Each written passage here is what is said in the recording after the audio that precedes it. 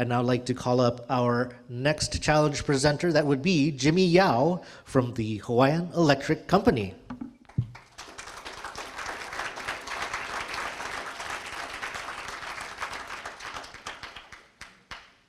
Okay, so this is my first hack, so I'm not exactly sure how this goes. I say advanced slide, is that how it works? Okay.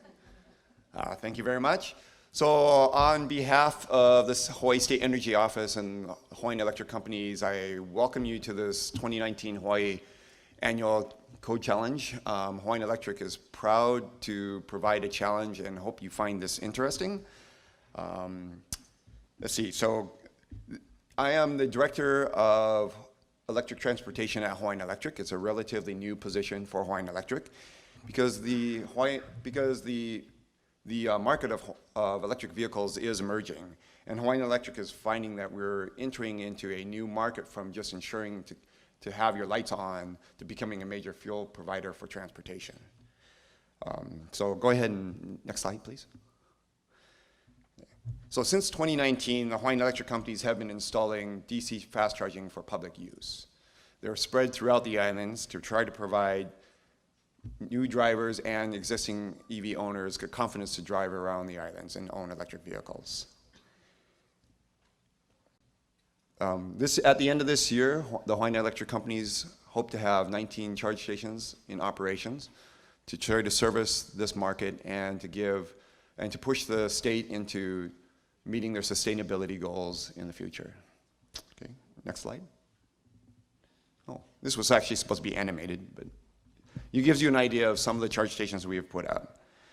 So to support the customers and the growth in the EV adoptions, EV drivers need the confidence to be able to publicly charge at stations and make sure that they're available when they need them and where they need them.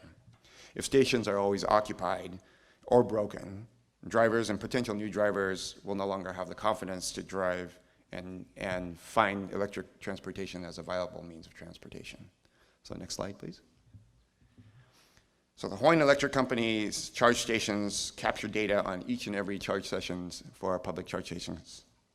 Hawaiian Electric and the State Energy Office would like to better utilize this data to provide more insight to understand if there are potential functional issues with the charge stations, to be able to forecast charge station utilizations to determine when we need to put and where we need to put new charging stations, and also to better understand the electrical impacts on our grid. So I don't have as many slides. I kept this light on purpose. Please, I hope you find this interesting. Please come see me if you're interested after lunch. And we purposely did not provide too many solutions because we believe all these great minds in here will come up with the great solutions that are needed to help us in this industry. Okay, that's it. Thank you very much.